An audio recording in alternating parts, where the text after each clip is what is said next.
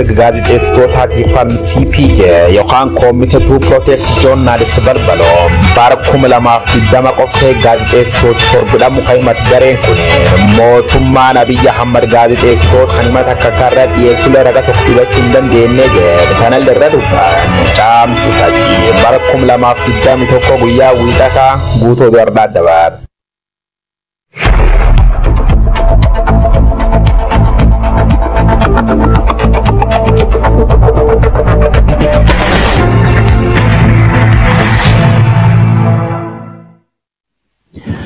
Alamanni sinnagaa daawwattoota Oromiyaa Miidiyaa Neetwoork oduuwwan sa'aatii kanaa qabannee dhiyaannee jirra. Ana Abrahaam Biruutu oduuwwan sa'aatii kanaa isinitti hima. Itoophiyaatti boora'uu nageenyaa hordofee gaazexeessitooti rakkoof saaxilamaa jiraachuu jaarmiyaan mirga gaazexeessitootaaf falmuu Committee to Protect Journalists himeeti jira. Bara faranjoota 2020 keessa gaazexeessitooti Itoophiyaa torba hidhamuu eera CPJ'n.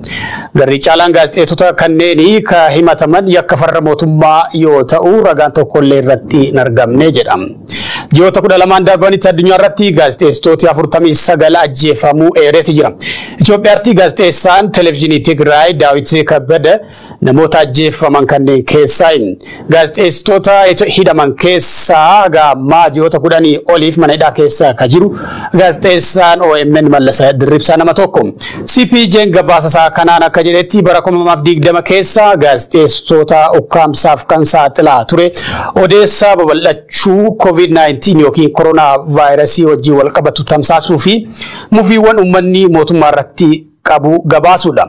Guyyaan pireesii walabaa addunyaa irratti yaadatamaa jira.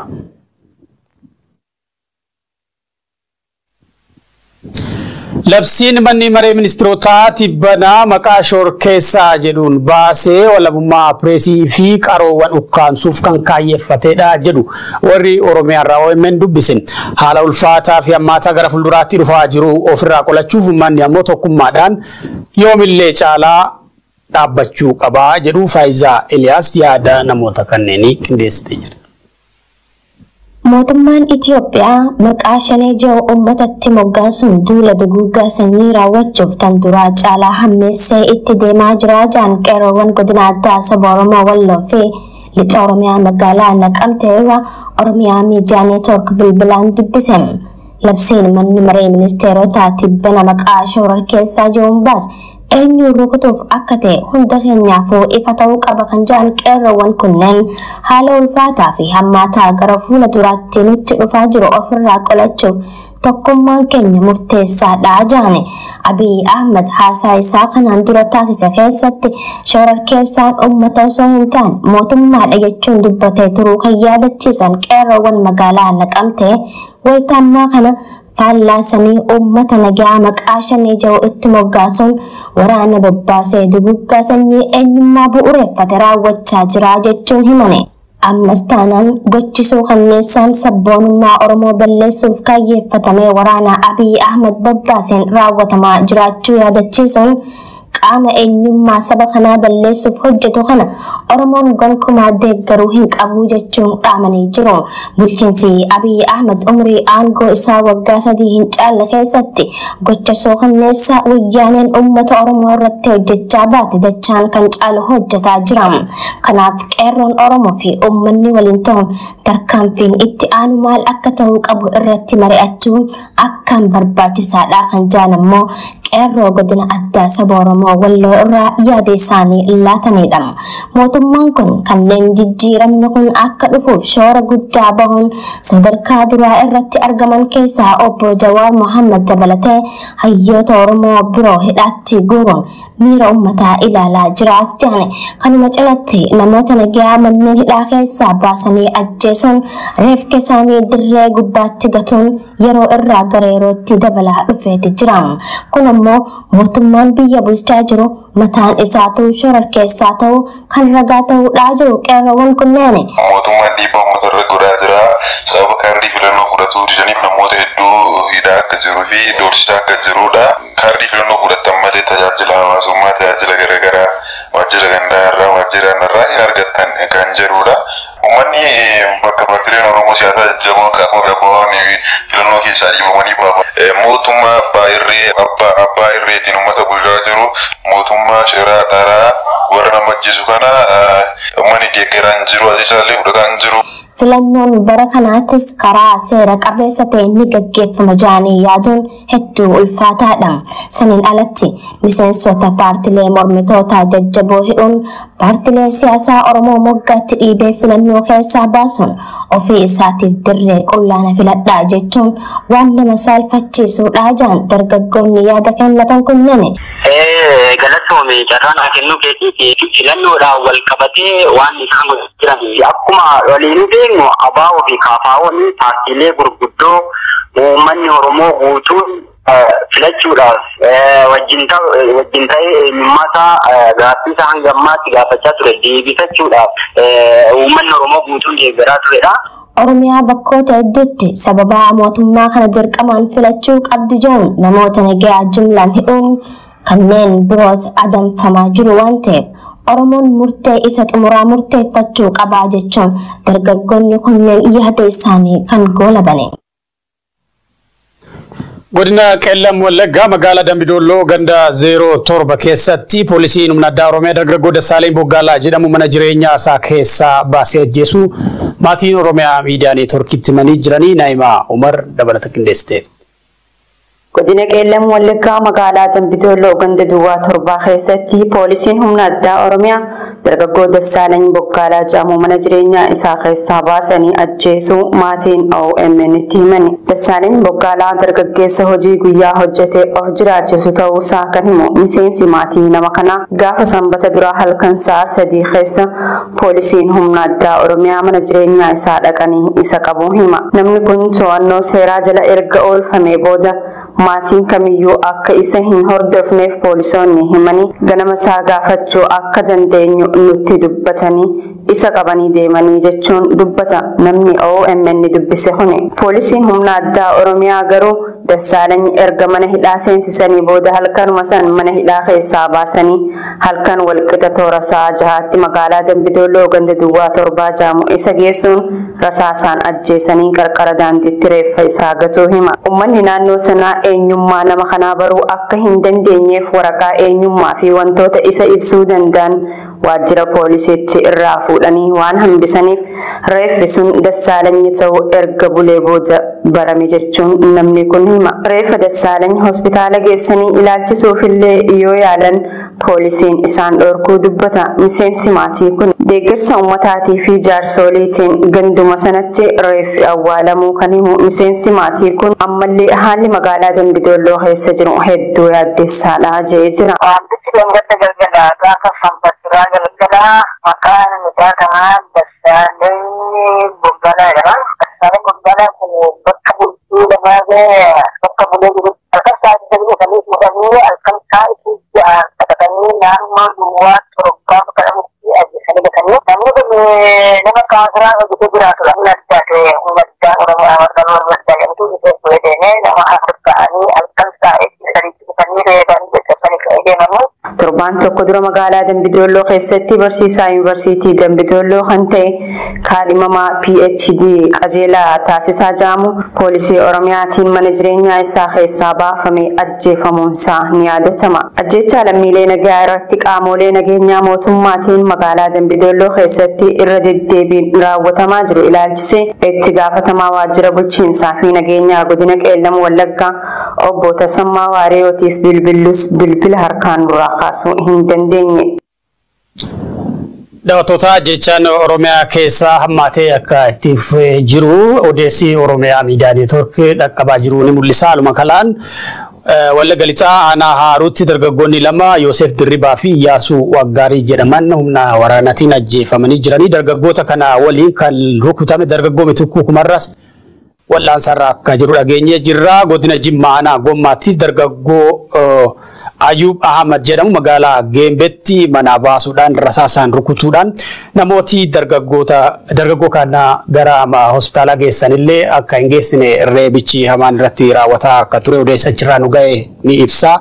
Haalli kun godina Jimmaa aanaalee Gommaa fi Maannaatti hammaatee akka jiru dhageenyeeti jirra. Odeessa biraatiin jagnummaa fi tokkummaan Oromoota Walloo Oromoo kutaa biyyattii biroo jiru fakkeenyaa fi hamileedhaa jedhu maanguddoonni dhalattoota Oromoo Walloo kan lola Walloo irratti miidhamanii hospitaala Adaamaatti wal'aanamaa tura keessaa Ahmad Muhee kan jedhamu wareegamee Adaamaatti sirni awwaalchaa isaa raawwatameeti jira. Sirna awwaalchaa isaa irratti maanguddoonni qondaalonni mootummaa fi dureewwan amantaa ergaawwan tokkummaa Oromoo ibsan dabarsaniiti jiranii odeessa dabalataa qabna.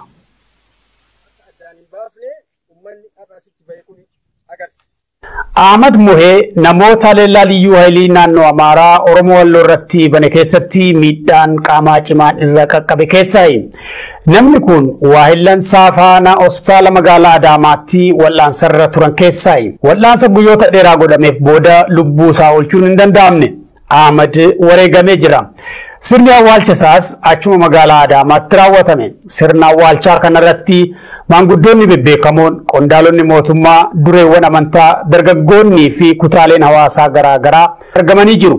Warra sirna awwaalchaa kanarratti argaman keessaa hayyuu fi maanguddoon araaraa obbo Maammoo Gadaa gootummaa fi tokkummaan Oromoota Walloo Oromoo kutaa biraa jirruuf fakkeenyaa fi hamilee guddaadha jedhan.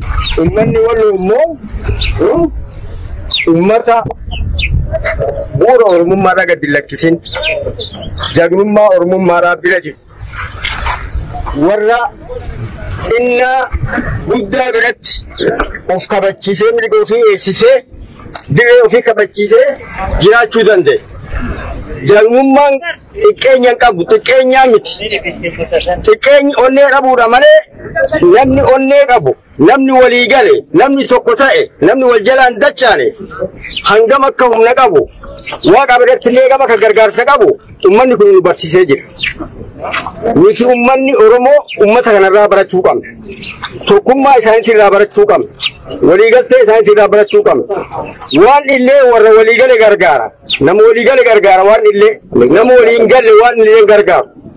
Uummanni kun waaqatu gargaaree injifate. Ayyaana Oromootti bira jiraa injifate.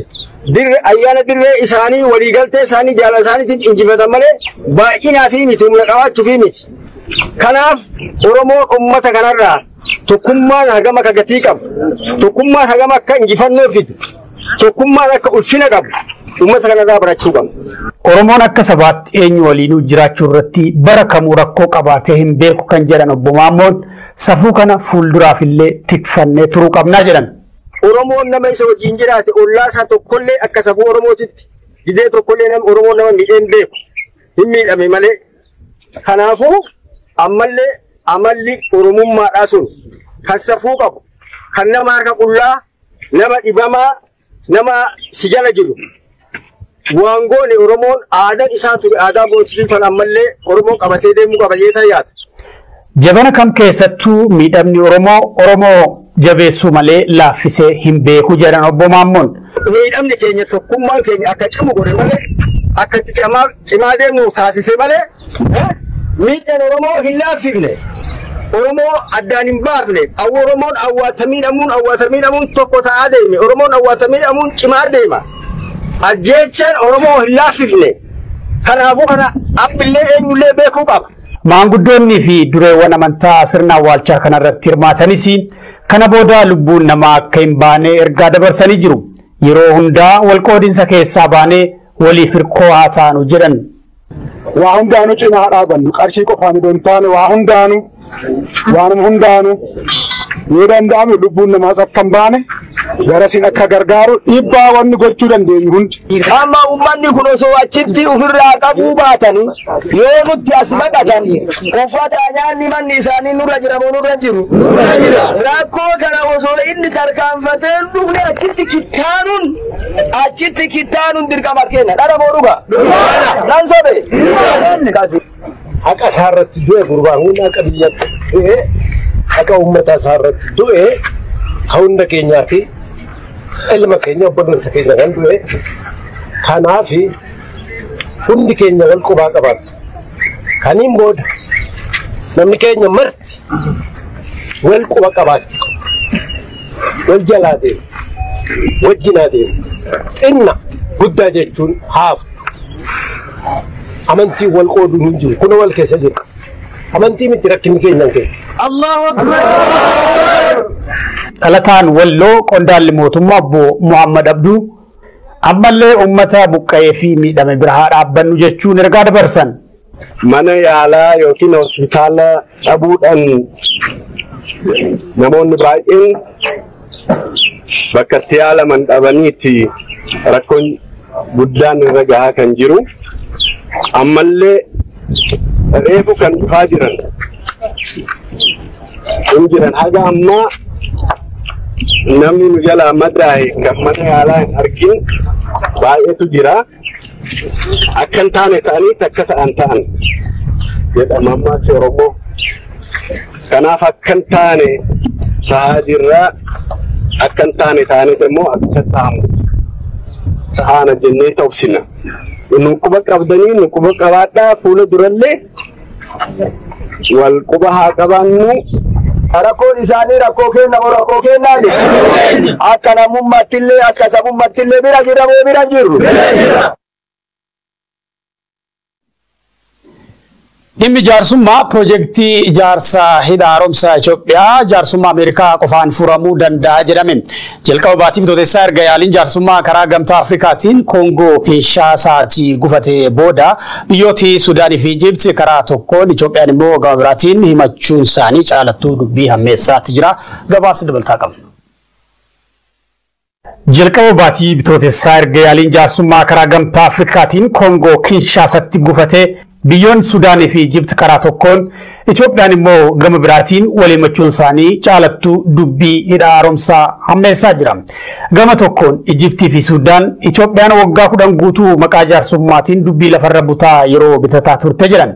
Ta'us carraan walii galtee dirqisiisaa malee bishaanicha guutuu akka hin jirre dhaadataa jiru. Itoophiyaan gama isheetiin gufachuu araara kanaaf biyyoota lamaan himattee baatii adoolessaa dhufu garuu bishaanicha guutuurraa wanti ishee ittisu akka hin jirre dubbataa jirti. Sababa jeequmsa siyaasaa Itoophiyaa mudateen dhiibbaa biyya keessaa fi alaatiin raafamaa kan jiru bulchiinsi ministeera muummee Abiy Ahmad karaa dippiloomaasii hidha guddichaa kanas waan milkaa jiruun fakkaatu. Erga walii galtee baqachuu fi diddaa Itoophiyaa kanaan jaarsummaan gufatee dhimmichi Ameerikaa qofaan hiikamuu danda'a jechuun barruun foreign policy gabaasee jira. Jaarsummaan Koongoo Kinshaasaatti baatii darbe fashalee carraa isa dhumaati jechuun yaaddoo Ijipti kan ibse foreign policy'n walii galtee malee bishaan guutuuf yaaluun sarara diimaa utaalanii akka ibidda qabsiisuuti. Kun immoo nagaa fi tasgabbii naannichaaf balaa guddaadha jechuun akeekkachiisa President Masrii Abdul Fattah al-Sisi yaadachiisee jira. Foreign policy'n dhimmi bishaan laga Abbayyaa Masriif dhimma baduu fi jiraachuuti kan jedhu barruun kun dhiibbaa hidhi kun biyyoota yaa'a gara gadii irratti qabu Itoophiyaan waakkattus walii galtee tokko malee bishaan marsaa lammaffaa guutuuf deemuun ishee garuu dhiibbaa guddaa biyyoota lamaan irratti qaba jedhee jira.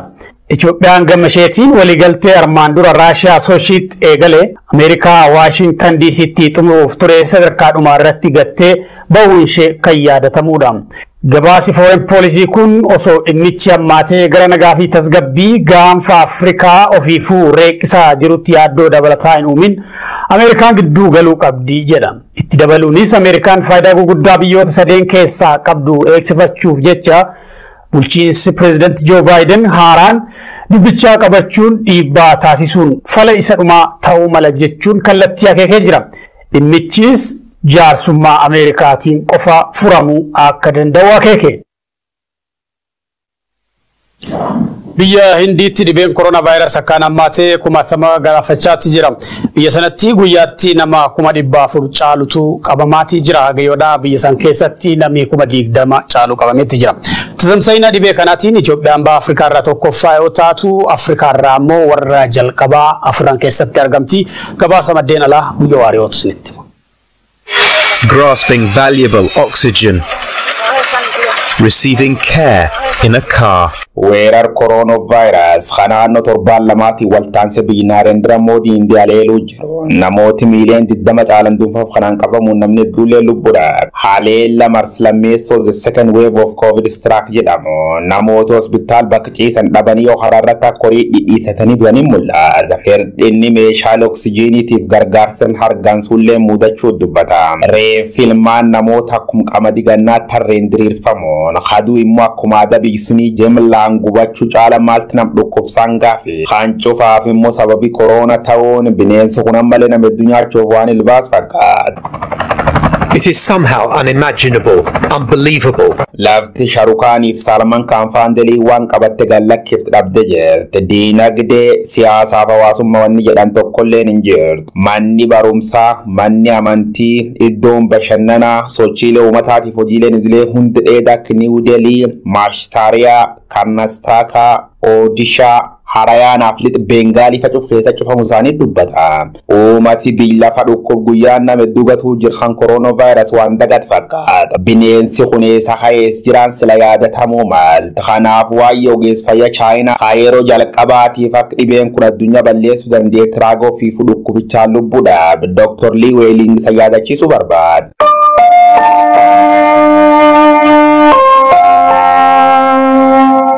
Barkum lamaaf kudhanii sagalee dhibeen severe acute respiratory syndrome yookaan COVID-19 Chaayinaa muudachuu akka dandeetti. Hiriyoota isaatii fuul miidiyaa hawaasaarra raagoos poolisoonni Chaayinaa odeeffannoo soba tamsaafti jechuun qabanii qoratan. Namni gan 34 kun akkamitti dhukkub kan dursa argagaafi jettuuf liigaaf guyyaa muddee 30 barkum lamaaf 19 qorannoo dhukkubsata isa tokkorra godhamte keessa qorannoo laaboraatoorii namicha severe acute respiratory yookaan saarsagal seemnaa raajii namichaatiif argannoo sun walitti qabee dhiyyata kan yuunivarsiitii tokkotti dabre immoo wanni dhiig namicha keessatti itti mul'atu kun ajaa'ibsiifnaan fuul miidiyaa hawaasa Chaayinaa beekama WeChat jedhamirra maxxan. Eegee namoonni argannoo doktoricha kanaan shakkii waan seenaniif maxxansisa kan baay'isanii qoodan jaalachuu yaaditti kennan ajenda fuul miidiyaa hawaasa godhan. Hataatuuti duuba ogeessi kun bulti sadiin booda jechuun amma jigaaf sadii daayireektar meedikaal hospitaalichaatiin erga qoratameen booda